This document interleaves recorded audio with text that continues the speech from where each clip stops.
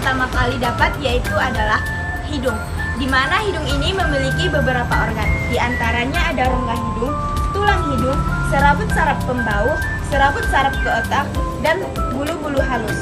Di mana tulang hidung ini memiliki fungsi yaitu untuk melindungi organ-organ yang ada di dalam hidung. Selain itu, serabut saraf pembau fungsinya itu adalah untuk mengetahui seperti apa bau yang kita cium melalui udara ataupun benda yang masuk ke dalam rongga hidung. Selain itu, masuk ke dalam serabut saraf ke otak yang fungsinya untuk mengetahui seperti apakah bau yang terdapat dalam organ tadi. Dalam faring terdapat organ-organ yaitu katup napas atau katup epiglotis, supraglotis, pita suara, celah suara, subglotis, kerongkongan, dan batang tenggorok. Saat teman-teman sekalian tersedak, saat makan sambil berbicara terjadi gerakan refleks. Untuk mengeluarkan kembali makanan tersebut, mekanisme itu telah diatur sedemikian rupa oleh katup epiglotis. Nah, organ yang selanjutnya yaitu adalah dari faring, yaitu menuju ke laring. Terdapat beberapa organ yang ada di dalam laring, yaitu yang pertama, katup napas, membaran tiroid, ligamen krikotiroid, tulang rawan tiroid, otot krikotiroid, tulang rawan krikoid, dan yang terakhir adalah tulang tenggorokan. Di dalam laring terdapat jakun yang tampak jelas pada pria. Di dalam jakun juga terdapat pengatur ketegangan suara, yaitu serabut-serabut otot. Nah, setelah itu, dari laring udara masuk menuju trakea. Di trakea terdapat beberapa organ yaitu percabangan alveoli bronchus, bronchiolus.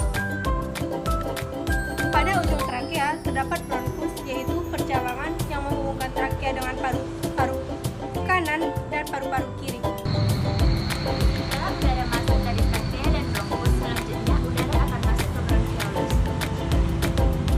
Bronchiolus ini adalah cabang bronkus yang semakin halus. Bronchiolus berakhir sebagai gelembung-gelembung halus yang disebut alveolus.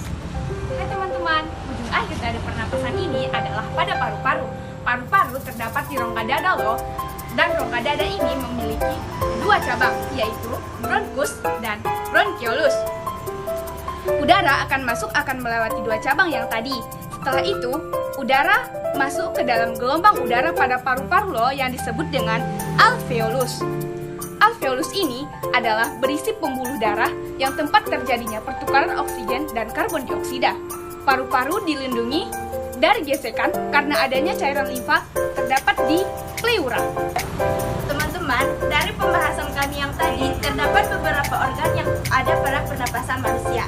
Di antaranya yang pertama ada rongga hidung, Dan yang kedua ada faring, yang ketiga ada laring, yang keempat yaitu trakea, dan yang kelima ada bronchiolus.